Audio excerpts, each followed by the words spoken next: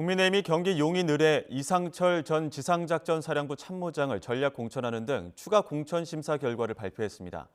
내일은 전남 지역 후보를 추가로 공개하는데 여당이 모든 전 선거구에 후보를 내는 건 16년 만입니다. 국회 연결해 자세히 알아보겠습니다. 이준엽 기자. 네, 국회입니다. 네, 여당의 공천 추가 발표 내용부터 전해주시죠. 네, 국민의힘은 조금 전 미결정 지역구 가운데 5곳의 심사 결과를 발표했습니다.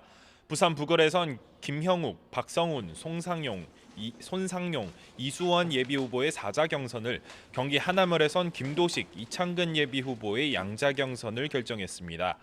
여당의 약세 지역으로 꼽히는 경기 부천 갑에는 김복덕 당 재정위원회 수석 부위원장을 전략 공천했습니다. 용인을의 이상철 전 지상작전사령부 참모장도 마찬가지입니다. 전남 여수을은 김희택 전남도당 대외협력위원장을 단수 공천했습니다.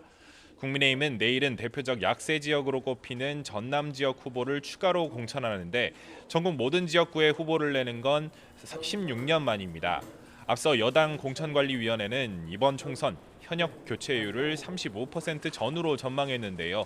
43%쯤이었던 지난 22대 총선보다는 낮은 수치입니다.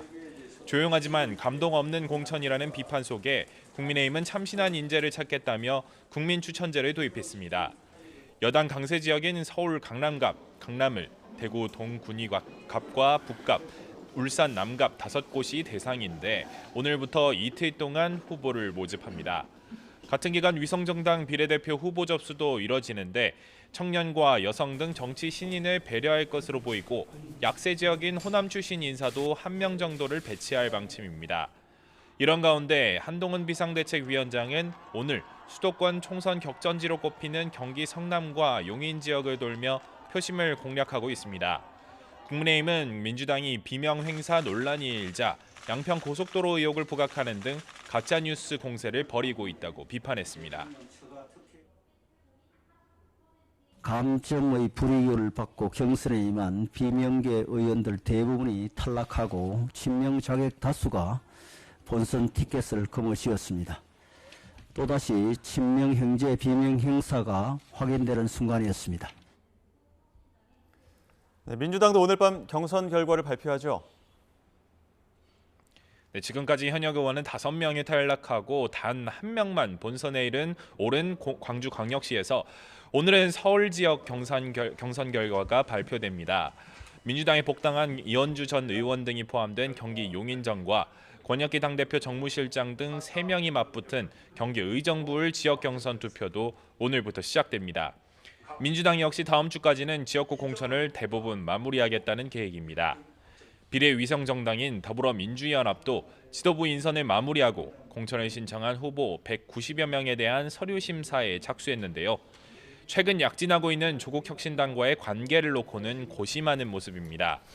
더불어민주연합 윤영덕 공동대표는 오늘 한 라디오 인터뷰에서 조국혁신당이 비례대표 대6석을 가져갈 수 있을 것이라고 예상하기도 했는데요.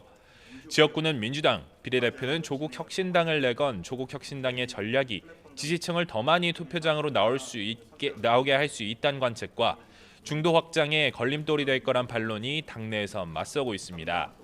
민주당이 주도하는 범야권 비례위성정당의 지지율을 잠식할 거란 우려도 적지 않습니다.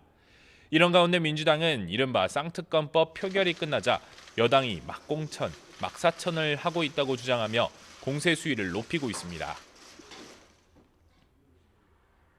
자화자찬에 맞지 않던 여당의 공천이 건생구팽이라고 불리고 있습니다.